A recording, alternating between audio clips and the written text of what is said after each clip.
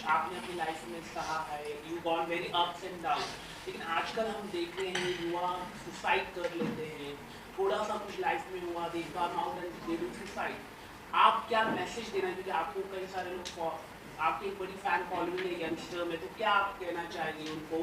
क्या आपके पीछे आप तो चले जाते, लेकिन आपकी फैमिली को काफ़ी परेशानी होती है, तो what is your one message to your fans, सबको पूरे देखो ना करें? हाँ देखो, सबसे पहली बात कि हमारे सिखिज़म में ये बात है कि 84 लाख जून के बाद सानू ये ज़िंदगी मिलती है। 84 लाख जिंदगियों के बाद हमें इंसान की ज़िंदगी मिलती है, तो ये भगवान हमें देता है। तो इसको भगवान के हाथ में रहने देना चाहिए कि जब वो हमसे छीनना चाहे, इसको खुद ये डिसीज़न कभी नहीं लेना चाहिए कि मैं इसको आज ख़त्म कर दूँ। लग रहा है कि ज़िंदगी में सब कुछ ख़त्म हो चुका है और दोबारा शुरू करना बहुत मुश्किल है। सिर्फ इस दुनिया में, इस धरती पे हमने भगवान को कभी नहीं देखा, ना हम देख पाएंगे। इस जन्म में तो नहीं देख पाएंगे हम लोग, क्योंकि हम लोग इतने कर्म कांडी और पापी हैं कि भगवान को हम नहीं देख सकते। तो जो भगवान है हमारे लिए, वो है हमारे माँ बाप। तो अगर आप उनके पास रहेंगे, नज़दीक रहेंगे, तो आपके दिमाग में, दिलो दिमाग में ये थॉट कभी भी नहीं आएगा। जितने भी बच्चों ने ये चीज़ें करी हैं, वो जनरली अपने माँ बाप से दूर थे। चाहे हम सुशांत सिंह राजपूत का एग्ज़ाम्पल लें, मेरी मम्मी ने ये बात कही थी कि वो बच्चा कभी भी ये गलती ना करता अगर उसके माँ बाप उसके साथ होते। तो मैं जब बीमार हुआ था तो मेरे माँ बाप मेरे साथ थे, उन्हीं की वजह से मैं वापस आपके सामने यहाँ बैठा हूँ, उनके आशीर्वाद की वजह से, उनकी सपोर्ट की वजह से। तो मुझे लगता है कि जिस भी मेरे छोटे बहन भाई को कोई ऐसी प्रॉब्लम लग रही है कि दुनिया ख़त्म हो गई है, ज़िंदगी ख़त्म हो गई है, ये नहीं हो सकता, अब कुछ नहीं हो सकता, just go to your parents, live with them, share with them, they will make everything happen again. उन्होंने तुम्हें जन्म दिया है, उन्होंने सब कुछ तुम्हें बना के दिया है, खड़ा करके दिया, तुम्हें पढ़ाया लिखाया, पैरों पे खड़ा कराया, खाना खाना सिखाया, बात करनी सिखाई, उन्होंने ही सब कुछ खड़ा करा। तो वो दोबारा खड़ा कर सकते हैं। जस्ट गो टू देम, माँ बाप से दूरी ना रखें बस। पाजी, काफ़ी अच्छा सॉन्ग है, मैं सुना गतिविधि, बहुत ही प्यारा सॉन्ग है। साथ ही फैंस को काफ़ी एक्साइटेड रहते हैं, इंतजार रहता है, हनी सिंह आएगा, कुछ नया लेके आएगा, कुछ नया सुनने मिलेगा।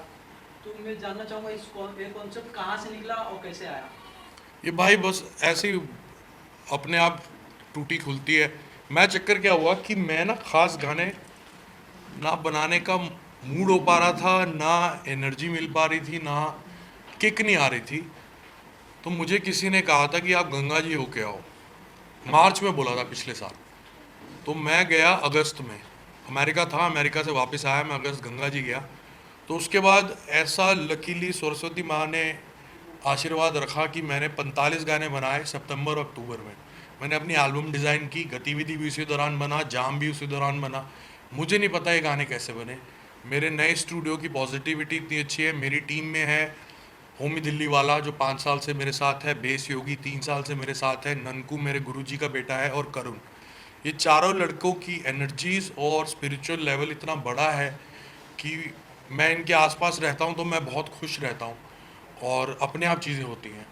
तो पहले मैं कलेक्टिव राइटिंग कर रहा था, सबके साथ मिल के लिख रहा था, लेकिन ये 45-46 गाने मैंने खुद अकेले लिखे। तो गतिविधि ऐसे ही मेरे दिमाग में आया और सारे लड़कों ने बोला भाई ये तो कुछ डिफरेंट है। सो फाइनली सबको पसंद आ रहा है, very happy for. So we take the last question, please, now.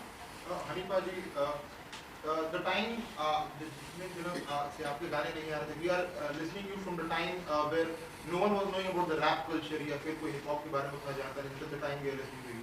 और अभी बीच में एक फेज ऐसा है जहाँ पे hip hop from reality shows की स्ट्रीम से उठ के आने लगा है। तो दैट थिंक कहीं ना कहीं वो जो बात पहले की थी, it's not gonna be to mainstream hip hop.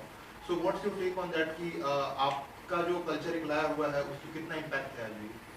देखो भाई, मैंने चक्कर क्या है, as a music producer hip hop बहुत बनाया। और मैंने खड़के गिलासी, एक मेरा गाना था 2005 में आया था, वो एक डांस हॉल बीट थी। उस वक्त में हिंदुस्तान में कोई वैसा म्यूज़िक नहीं बना रहा था। I was just a music producer at that time. 2007 में मुझे लिखने की थोड़ी सेंस आई, मैंने एक पंजाबी में रैप किया, गाने का नाम है चंडीगढ़ दे नज़ारे ने पट्टा। पंजाब और कनाडा में अच्छा चला था वो गाना। धीरे धीरे मुझे सेंस आई, मैंने हिप पॉप किया, मैंने हिप हॉप नहीं किया ज़्यादा, और एक रैप को कमर्शियल तरीके से प्रेजेंट किया। और जिसको लोगों ने पसंद किया। आज जो लड़के कर रहे हैं वो बहुत अच्छा और नया मेन स्ट्रीम हिप हॉप कर रहे हैं, और मुझे लगता है कि वो इसको बहुत नेक्स्ट लेवल पे लेके जाएंगे।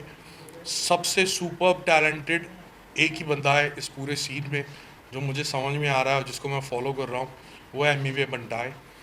आई am just waiting for his entry in Bollywood. He gonna kill everything with hip hop in Bollywood. He's the only guy who can make it next level. So from all these boys, he's my favorite.